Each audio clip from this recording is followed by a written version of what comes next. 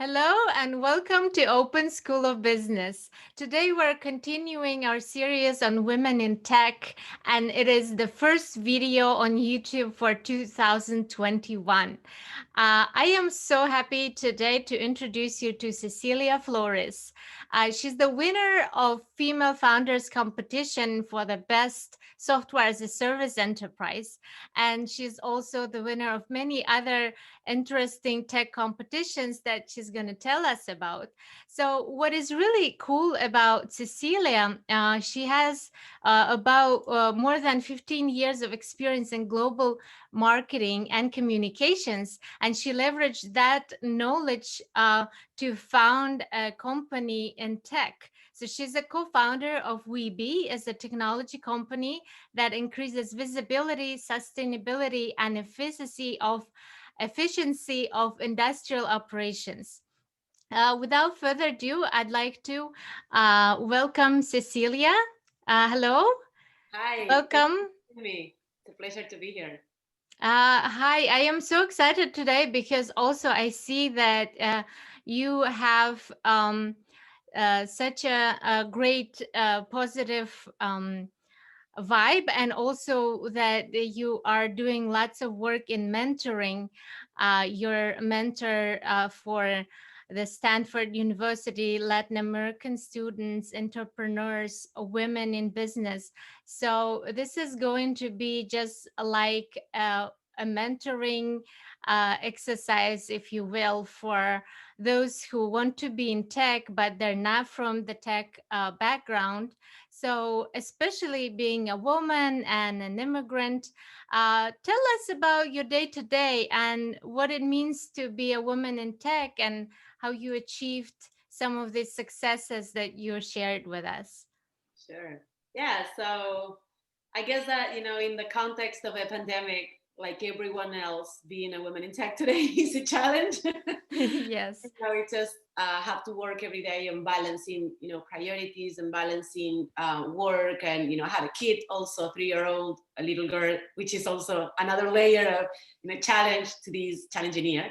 Um, but the day to day is really busy. It's keeping us super busy. We are growing our business, we are scaling our business, and we have to juggle between all the different activities that we have and the priorities the company have. And it's just, we just remind ourselves that balance is not something that you get to or you arrive to. It's just something that you always search. So, and it always changes because, things change and life is always moving. So, and that applies also to the company. So we try to keep it, balanced between all the different activities, and at the same time looking on innovation, what is coming next, right? It's just not Right. the business and what we're doing today, how we can accomplish our goals, but also how we can look into the future and plan what comes next for the company and for ourselves. So it's a balancing act. Right. And I think because of the pandemic, a lot of the tech companies have an advantage right now because you had already an established company, and you have clients, and it's all online anyways. So Mhm. that's a big advantage. But I'd like to start from the beginning when you left your regular day-to-day job. And you started this company, what kind of challenges you had, and how you solved them. Oh, so many. Like any other entrepreneur, I guess.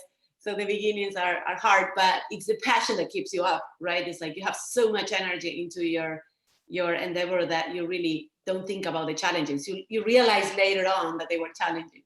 When you Yeah. experience the problems and the challenges that you find, then it's just you see it as a natural path, for what comes next.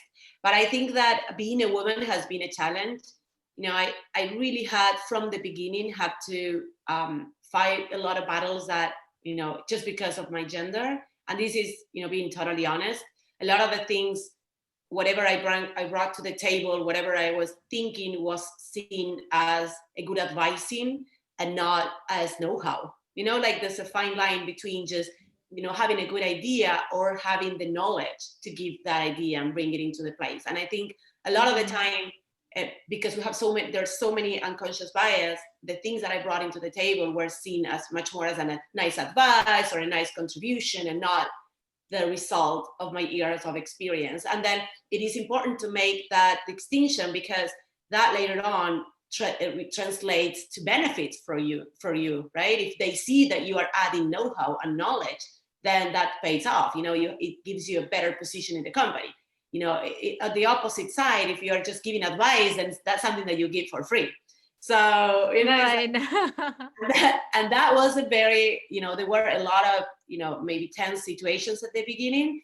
I always believe that whenever you see that something is not right, you have to raise your hand and just, fight for that. And because, the alternative to that is just sitting down and, letting things go. And that has never been my, my attitude, not only for me, because I also think that I'm setting an example for, the others. So, those were very challenging battles at the beginning.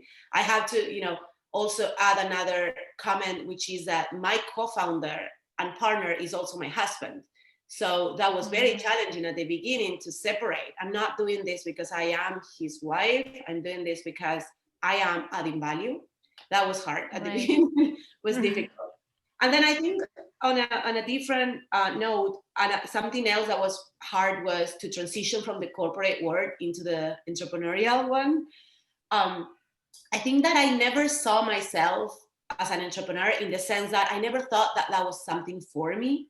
Like 10 years ago, I've been 14 years working for different large enterprises. And I thought that, that's it. This is who I am. This is, where my life is going. I don't have that entrepreneurial, burning desire. So it's not for me. But I didn't realize that I did have that entrepreneurial desire. I was just putting it differently. I was just focusing in the company and the things that I was doing internally, and all the, the things that I was changing and the projects I was getting involved in inside the companies that I work for. So, and then, slowly, I didn't have that kind of sparkle of, the moment of sparkle that when you just realize you want to be an entrepreneur. It was a process. And I think, just realizing that it was happening and that I had everything I needed to be an entrepreneur was also a challenge at the beginning. I couldn't really see myself. And then I finally made the decision, and I'm so thankful for it. Right. I think you have just brought up a lot of interesting points for women to think about. There are a lot of couples who shy away from starting a business because they're afraid of certain things, like the relationship affecting the family relationship, or vice versa, actually, as well, affecting the business. So, can you tell us more about the structure of the company? And the kind of how did you decide, what's your strategy when you have some kind of conflicts, or when you disagree, what's your process, and how many other people are working, and what kind of contributions they're making? Yeah, so that's a very good question. So I think going back to my comment before, it's a lot of balancing all the time. Like, we know what each of us bring to the table, and we know each of us weaknesses. So we kind of try to help each other in that sense, like pointing out when this is something that you could do better, or I could have a different view. I think we are open to that. There's a lot of moments where conflict, happens, and I think it's always good, because it means that we're questioning what we're doing, because we're trying to do better. So the good thing about being your partner is that you can have that open space for discussing the things that are not working without hard feelings, right? It's like, we can talk about the things and how we can make them work. And at the end of the day, we have an ultimate goal, which is we share very intimately, which is we want the company to succeed. And that's it. That's, the bottom line. And we both agree on that. So we are always open to hear other perspectives. And then when we found ourselves in a situation that we really don't know what is the best way to go, or we hesitate about it, we bring in our advisors, so they can add other perspectives, and they can give us a different point of view, and then it help us with the decision making. So I think, again, it's kind of a balancing act. Both of us, we know our roles in the company. We know that we are both working for the same reason and the same goals, and that helps a lot, both ways, in personal and in the work life, which is because they mix all the time, being, in part. Yes. uh, but then, I couldn't think about it another way to do it, because being an entrepreneur is so intense that, and I remember my days before I was in the corporate world, that I really couldn't understand completely how you could work 12 hours a day, 16 hours a day, and enjoy it, right? And Right. then, I'm on this boat now. I love it. And I think, if it was different, then it would have been more, harder to understand what the other one is going through. So All right. Yeah, it actually, I believe that people who have the same values and vision, they're stronger together as a couple as well. So this absolutely, is really amazing. that's a very, very important baseline. If you don't share values, and if you don't share the vision of the company and where you're going to, you're gonna have a hard time building a company, because building a company, you have much more problems than, success at the beginning, and that's natural, is the process, and you have to go through all those upside downs. And then, if you don't trust the other person, if you don't share the same values, and you don't have the same long-term goal, it becomes very difficult to move the company forward. Yes, I think you just mentioned very interesting point about 12, 16 hours of working. And I can only imagine you putting in 12 and your husband putting in 12. And sometimes you both have to put in 16. So how do you deal with the other family responsibilities? What's So your that was secret to, making sure everyone is working and also you have family to raise? absolutely. So it was definitely different when our daughter was born. Before that, it was kind of a free zone for work, Yeah, you just go and do it. You can spend 24 hours there. which I see, Yeah, yeah. if I look back, when you tell people, or when other people saw how much we were working, they always wonder, like, hey, you need a life, go out and, do something else. You don't need to work that much. And I think that at the end of the day, we enjoyed it. We enjoyed working. And it was like Right. a sense of adrenaline that we are building something. So we didn't suffer it in the past as something that, oh my God, I'm working so much. It was something that we were enjoying. And then Yeah. after our daughter was born, at the beginning, it was challenging because we couldn't find the way. It took us months to really understand what a baby, is. Yeah, I can What relate a to baby. that. Definitely. It's Yeah, hard. it took us time to understand, and then I think that we finally could find a way to make a routine work, and understand how important it is for our daughter to have a routine, and really allocate time for her. And then we try to, like I said before, we try to balance, organize ourselves as much as better. When something of our agenda, falls or down, or something changes, is very difficult, because we have to kind of, reshape everything. I remember when the fires happened in California, she's going to a nursery, and they closed the nursery. She couldn't go, and it was, like, they let us know early in the morning that day, and we had tons of meetings. So we have to start, okay, which one should we cancel? You move yours, and which one we should take. And then, it's like just juggling things and making sure we have time. It's not easy, because it requires a lot of energy and organization, but we try to do, the best we can, and always keeping an eye on when we are going off limits, right? Because sometimes we think everything works, but maybe there's something that is not, so we have to make an adjustment. So I think that having a routine and being super organized help us a lot. But then, of course, other challenges happen all the time, like to any parent. It's not, I think it's not, no one has a perfect receipt of, how Yeah, to raise. yeah. Of course. We just had a guest, Eve Rodsky, and she talks about fair play. So according to her, you can set up sort of like the task, and you share it with your husband, and then you make sure everyone has equal. However, when you're an entrepreneur and your husband is also your business partner, that might put you in a bit of a different place. And I wonder, like, since you've been very successful with your company, that means you both have been successful, you and your husband.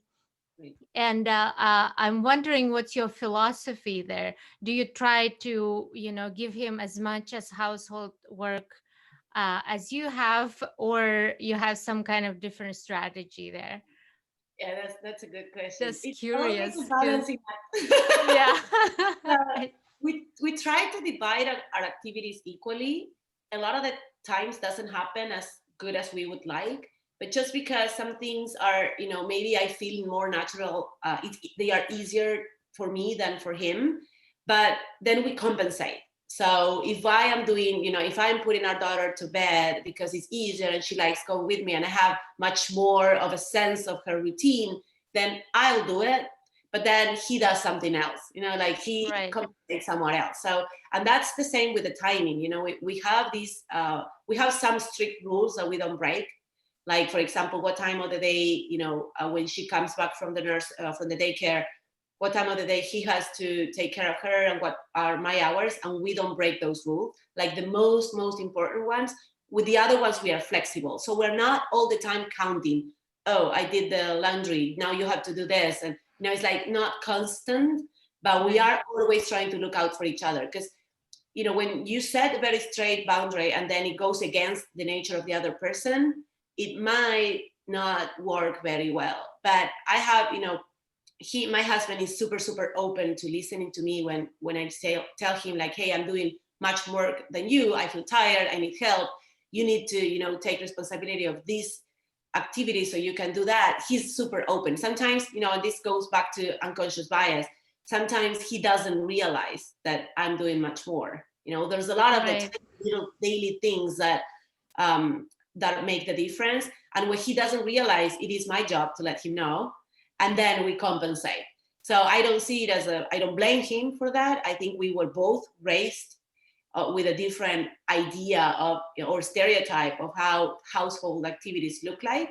So we try to help each other to balance that. Even if having very strict separate household activities is really challenging for us because of the type of life we have, we always try to find ways to compensate. And it's working every year, it's working better, because Mm-hmm. he also gets used, more used to the idea of what it means to raise a child and what it means to be equally partners in everything we do. So it didn't happen overnight, and I don't think that works. Because you have to really, he has to, and mostly him, but both, we have to really understand what equality means. And to understand what equality means is not just dividing tasks. It's really understanding it. And to Right. understand that you have to go through it and live it. And when something happens, and point it out, like, hey, did you see what just happened? Oh, you're right. I didn't see it. You're right. Yeah. That's right. So it's important to reflect and take those lessons learned. And I'm Absolutely. sure you're applying the same thing to the business, where you worked with certain clients in the beginning and there were things that worked, things that didn't work, and then you change to for the next client to have even better product. So like, what are kind of things that you did for your clients that were really the things that set you apart from other companies, and then they decided to choose you? Yeah. So I think that we always focused on the client, and when the client, we wanted to be a problem solver for them always.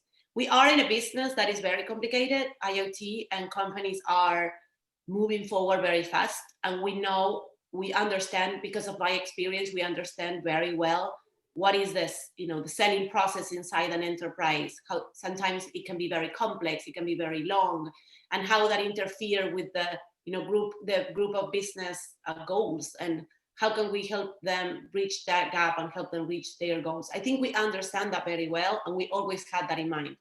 They have a goal, we are partners, we have to help them complete that goal. And I think that was, we were willing, and we continue to be willing to do things that maybe other companies wouldn't do, to help them accelerate their go to market. That's our goal, or their go to market, to achieve their goals. So I think this is something that we do differently. We really see their problems and challenges as ours, and that Mm-hmm. help us build technology that can really fix that in the long term. So Mm-hmm. we think that from all of the challenges the clients have, we are learning every day. That's the best way we can learn how to build the best product, is just by being part of those challenges, being part of those issues. And we always have that mindset. So sometimes, people comes like, hey, you should be charging more, all this work you're doing, and, your product has, is saving them tons of millions of dollars, and you should be.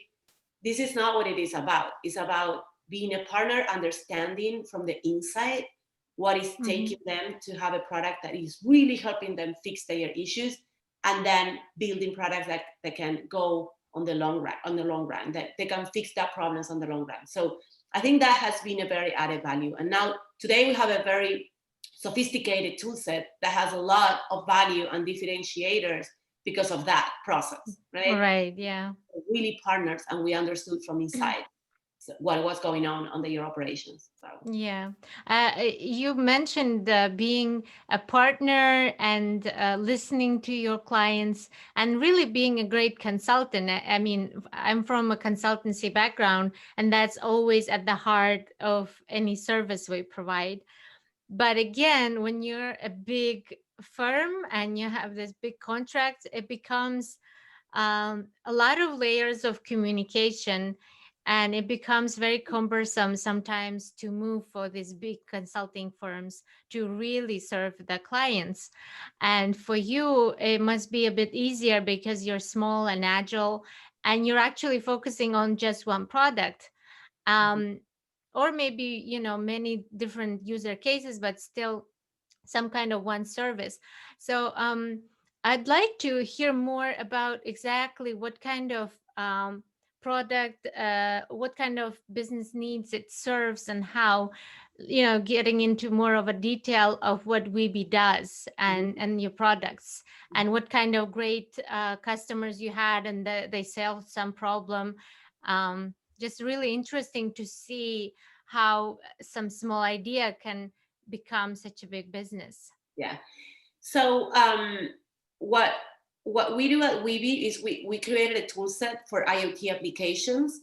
The IoT word is a new segment of business, and Internet of Things, right? Internet of Things, yeah. Mm-hmm. Yeah, Internet of Things, which is essentially structuring unstructured data for environments and infrastructure to access that data and turn it into information and insights that help companies improve efficiency on their business. So there's many different ways this can be done, and maybe the old school of IoT is just to have, discover a sensor that you want to integrate, write the line of code so that sensor can be integrated into your platform, and then create an application or a visualization, use visualization tool to visualize the information and receive alerts. What we created is a tool set that is 100% intuitive, and it doesn't require coding.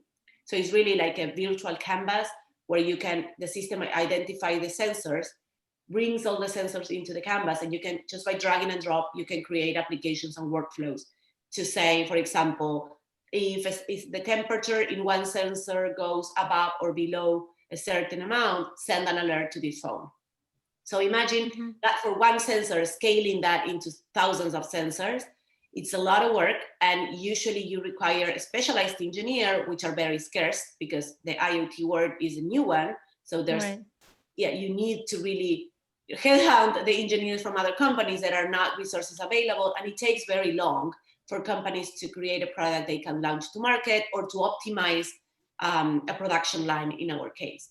So these virtual canvas really help them accelerate the process and focus on what they need to focus, which is the problem, the efficiency problem they have, and not the technology to fix it.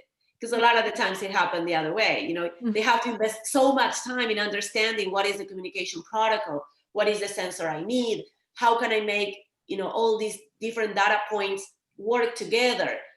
How do I make the databases work smoothly and normalize it? So all those things that are very complex. So they shouldn't be focusing on that. They should be focusing in what information they need to see and what is the problem they want to solve. So what we always say that most of the clients know how to fix, how to fix their problem on a canvas. If you put them on a blackboard, they will describe their problem better than anyone. But then when they have to put that in production, then when that's when struggles start to happen. So we fix that with our toolset. We're super proud of the product we built. But going back to your comment about having one specific product, it wasn't easy from the beginning because It sounds like you can do almost anything. You can connect anything, you can work in any industry, you can, and the use cases are different from industry to industry, and this is something we also learn from our clients. Right. So we have to focus in one specific industry to understand much more in detail the problems that industry has, so we can build modules, pre-build modules, and make the system even easier for our users. So learning from them, but then also building a product by focusing always in one specific industry, understanding much more what's going on, and building really a product that is fixing the problems. Right. That's wonderful. I think you are so right about client knowing the problem, but really solving it efficiently and executing, they cannot, because their line of business is different. It's not tech, it's not engineering. So it's really a wonderful place where you come in and you help. Yes. And like you said, the user cases can be different everywhere and the clients, but it's good to focus on certain industry and keep expanding. So in terms of like industry, how did you pick the industry that you work and specialize in?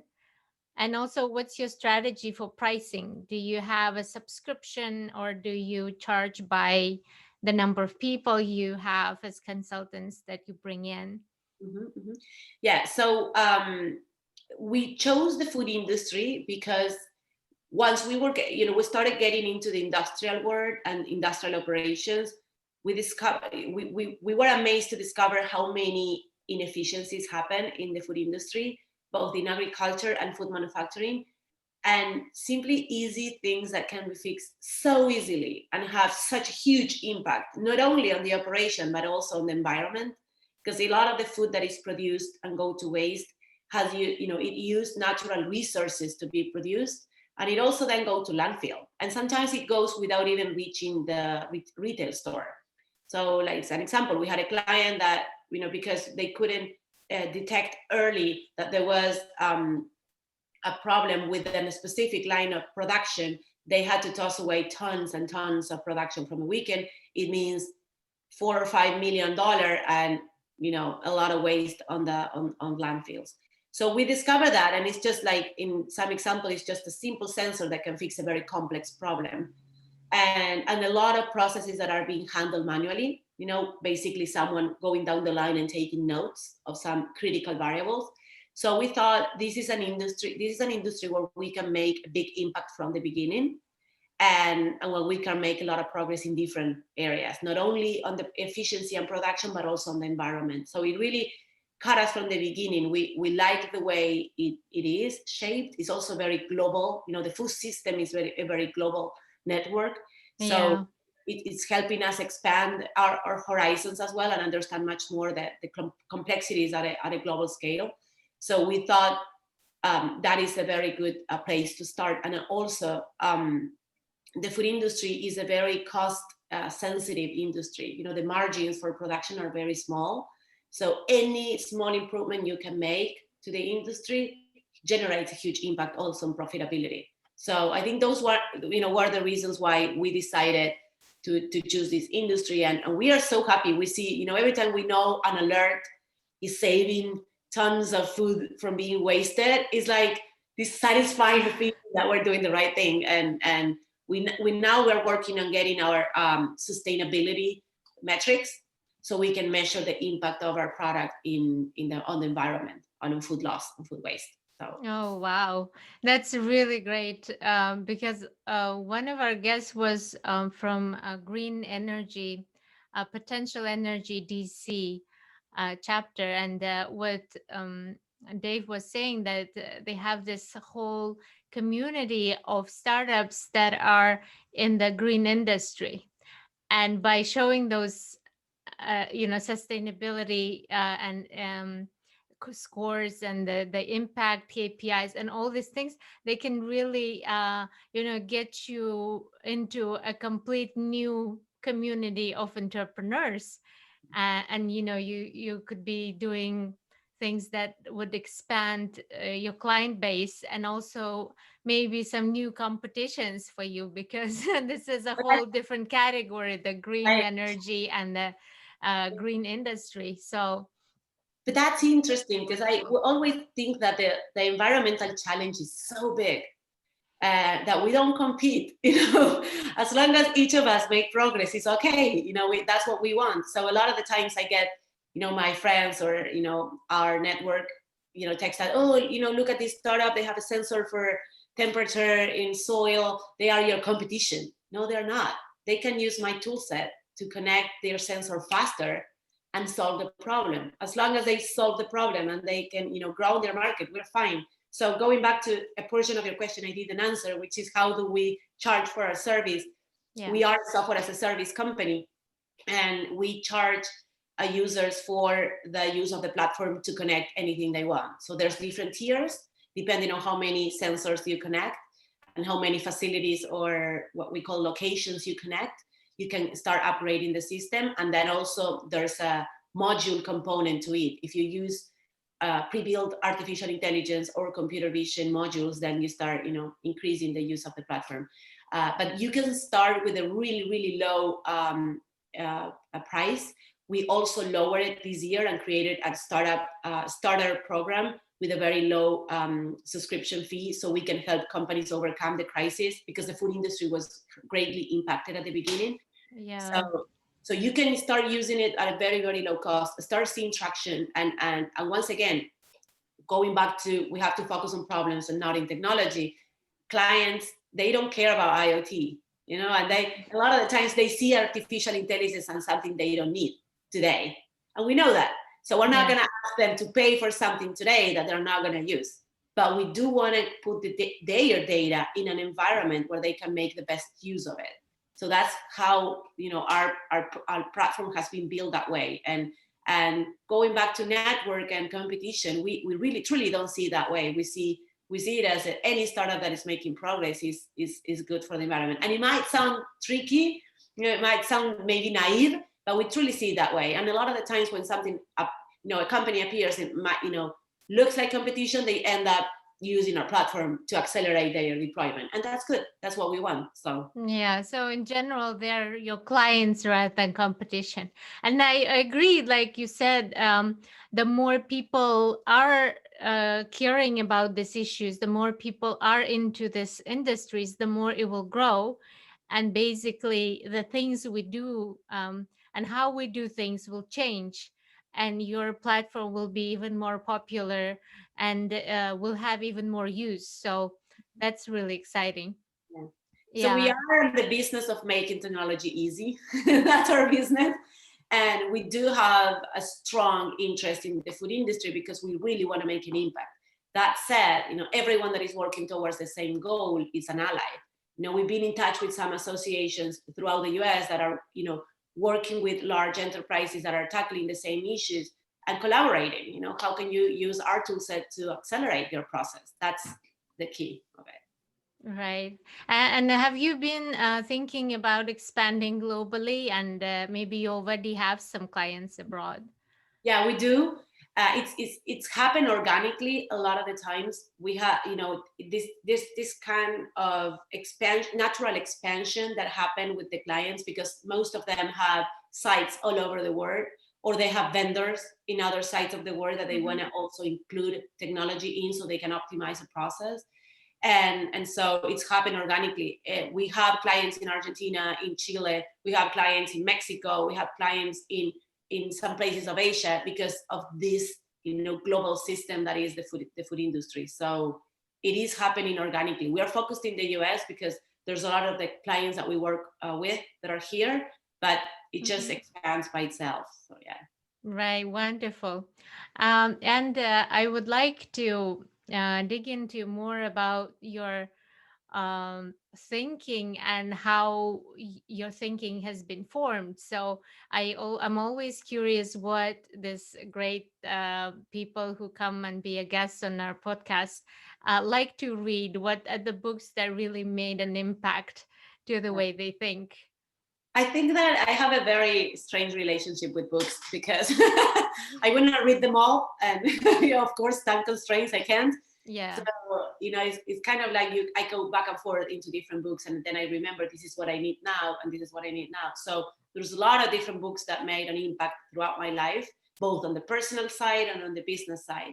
There's one that fundamentally changed the way I see or helped me find a different purpose or different sense of purpose for life, which is a book called The Book of Life from Jiddu Krishnamurti.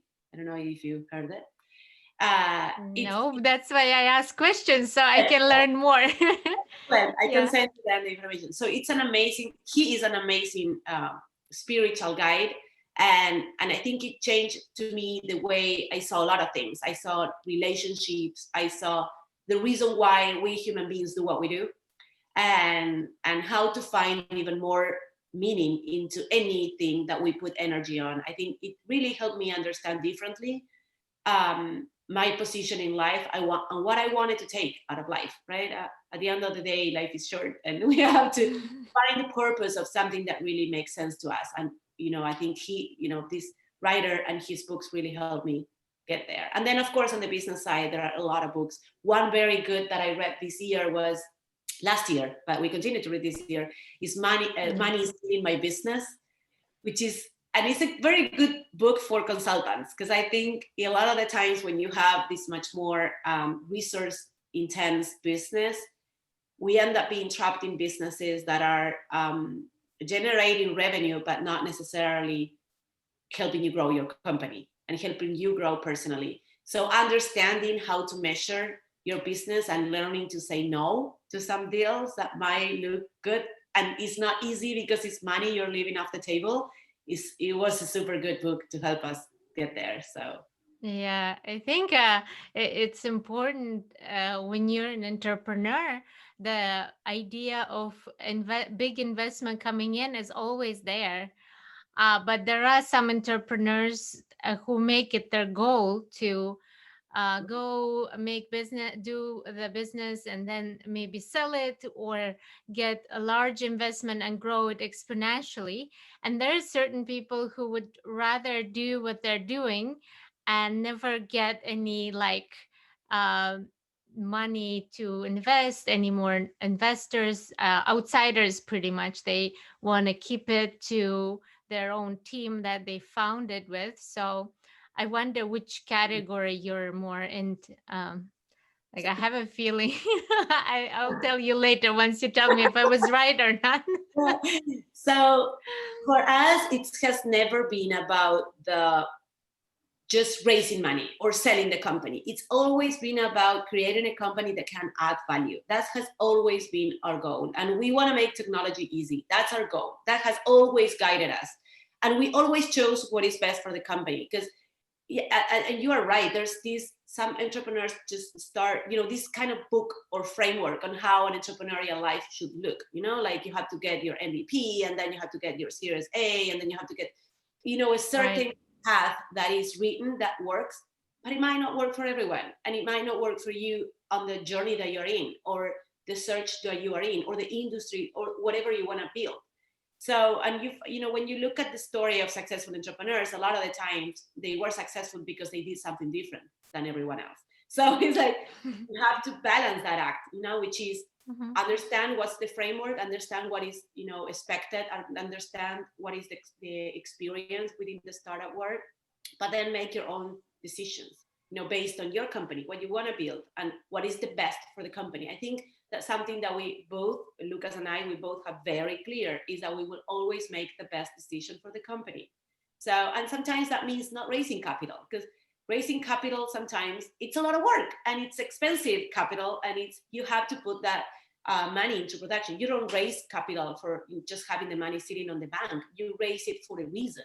So you have to be ready to raise the funds. And that's something hard to understand, because, if you get into this, roller coaster of what a startup should look like, you get frustrated because you don't get where you want to be, or you go fundraise and you're not ready to fundraise. So Right. investor capital give you feedback, and then you cannot even understand the feedback because you're not there yet. So I think what we do is always think about the company put very set very, very clear goals for what we need to achieve. If we cannot get there for some reason, pivot it, change it, or find a way to get there, and then understand exactly what the company needs for the next step. It's not just a process you have to follow. It's a company you're building, so you have to Right. pay attention to your metrics, your KPIs. Be very, very cautious of where you're going and how you're getting there, and then the rest of the things fall behind. I think is we sometimes we see it backwards, and it might be a controversial thought because I know this booklet for entrepreneurs, but I Yeah. don't think everyone fit the same mold. And if you go back to see the stories, you hear amazing stories of incredible entrepreneurs that have done things differently.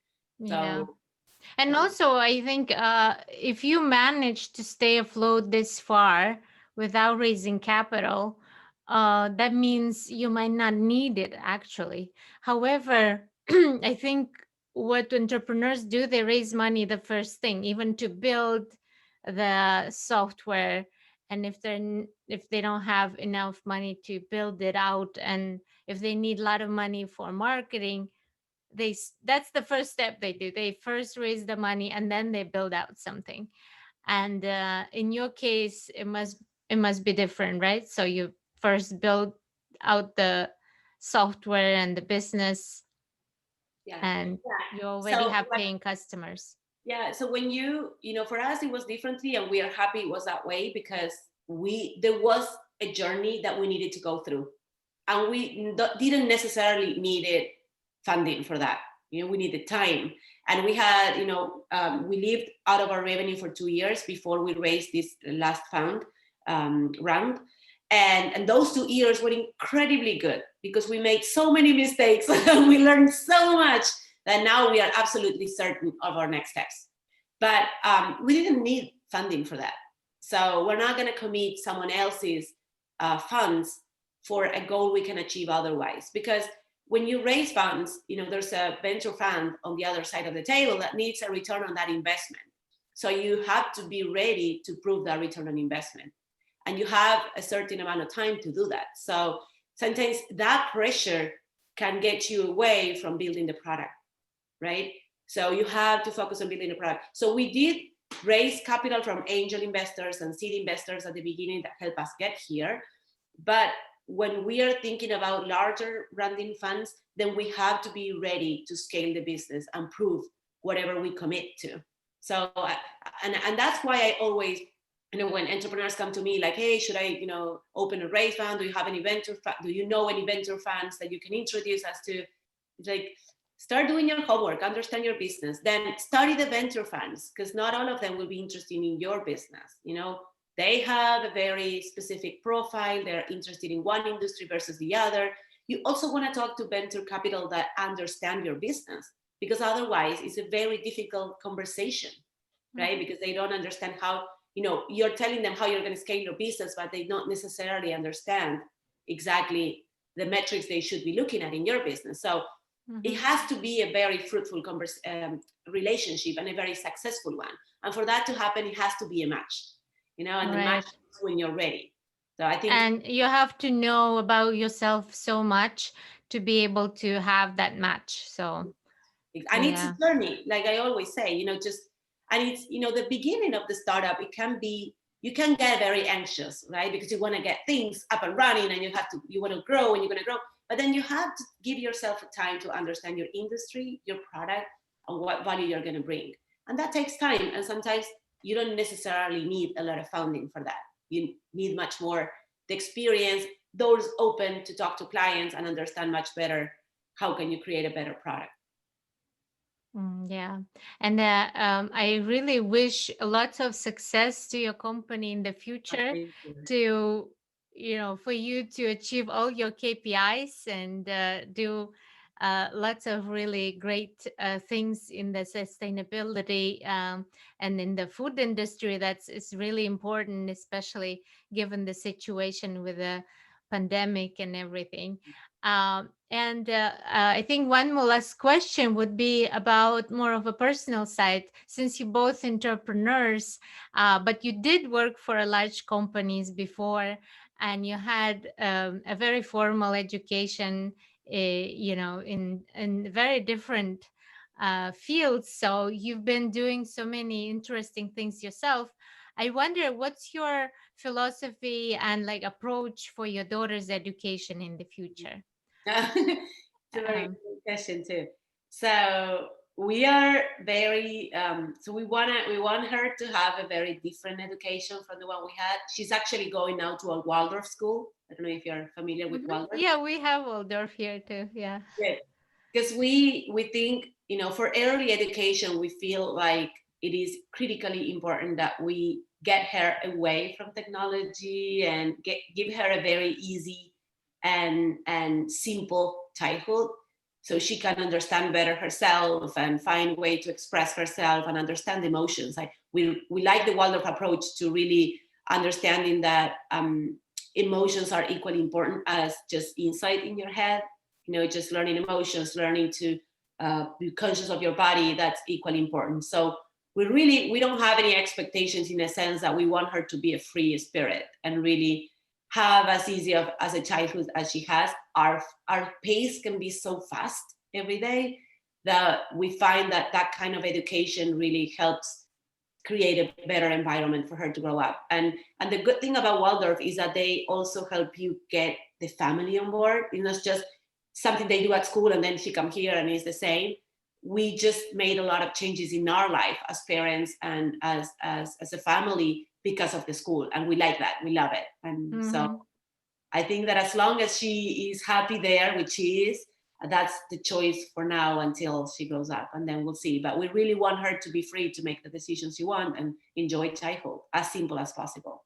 Right. Yeah. I love talking about education and books because I think that's what really builds a person. And you are the way you are because of the journey you took. And oftentimes I see parents who've been through a lot of formal education that sometimes they feel like, oh, I could have done the same thing actually without all this formal education and degrees and a lot of qualification. Certificates and everything, because entrepreneurial spirit is something that you learn by doing. And Exactly. sometimes the more you read and write and all these formal things, less you start doing and building things. So this Yeah. is one of the things that I'm always wondering how this would be for my daughter, for example. She's also 3.5, which is even funny that it's the same. And yeah, Yeah. thank you so much for all the advice and all the wisdom that you shared today. I think you being an entrepreneurial couple is really something interesting, and it resonates with me because where also sometimes I would ask my husband to build certain things for my business, and he's more of an IT person, and I'm more on the business side. So this is very much of interesting conversation for me personally, Yeah. and I'm sure our audience would love it as well. And we're going into the 2021 with great hope, with lots of energy. And we wish the same for you. And we would like to hear from you when you have something to share. And, would love to have your husband as well on the podcast. And just really wish you good luck. Keep doing all these great things that you do on mentoring side, on sustainability side, and just wish you all the best for 2021. Thank you. Thank you so much. And the best for you too. So hope to talk to you soon. Thank you.